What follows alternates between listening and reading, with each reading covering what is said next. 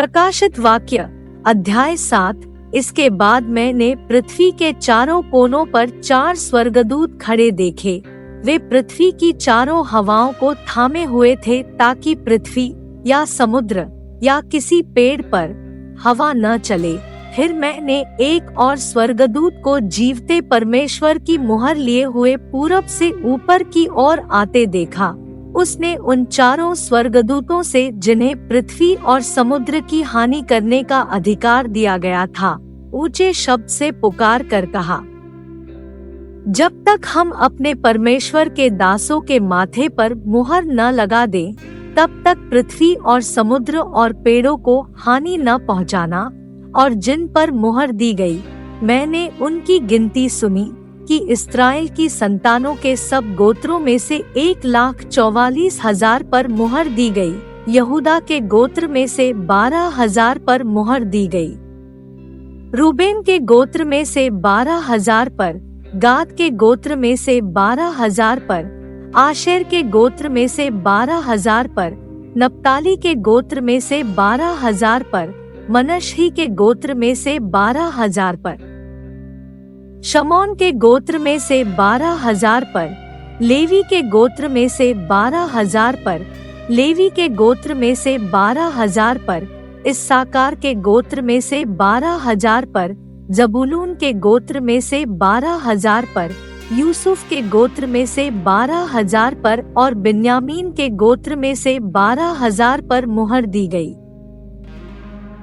इसके बाद मैंने दृष्टि की और देखो, हर एक जाति और कुल और लोग और भाषा में से एक ऐसी बड़ी भीड़, जिसे कोई गिन नहीं सकता था, श्वेत वस्त्र पहने और अपने हाथों में खजूर की डालियां लिए हुए सिंहासन के सामने और मेमने के सामने खड़ी है और बड़े शब्द से पुकार कर कहती है कि उद्धार के लिए हमारे परमेश्वर का जो सिंहासन पर बैठा है और मेमने का जय जयकार हो।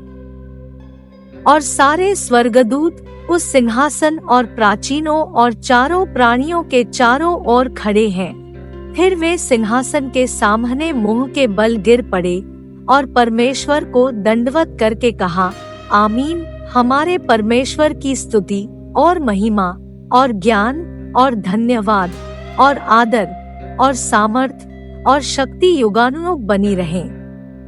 आमीन। इस पर प्राचीनों में से एक ने मुझसे कहा, ये श्वेत वस्त्र पहने हुए कौन है और कहां से आए हैं? मैंने उससे कहा, हे स्वामी, तू ही जानता है। उसने मुझसे कहा, ये वे हैं जो उस बड़े क्लेश में से निकल कर आए हैं। इन्होंने अपने अपने वस्त्र मेमने के लोहू में धोकर श्वेत किए हैं। इसी कारण वे परमेश्वर के सिंहासन के सामने हैं और उसके मंदिर में दिन रात उसकी सेवा करते हैं। और जो सिंहासन पर बैठा है, वह उनके ऊपर अपना तंबू तानेगा। वे फिर भूखे और प्यासे न होंगे और न उन पर धूप न कोई तपन पड़ेगी, क्योंकि मेमना जो सिंहासन के बीच में है, उनकी रखवाली करेगा और उन्हें जीवन रूपी जल के सोतों के पास ले जाया करेगा।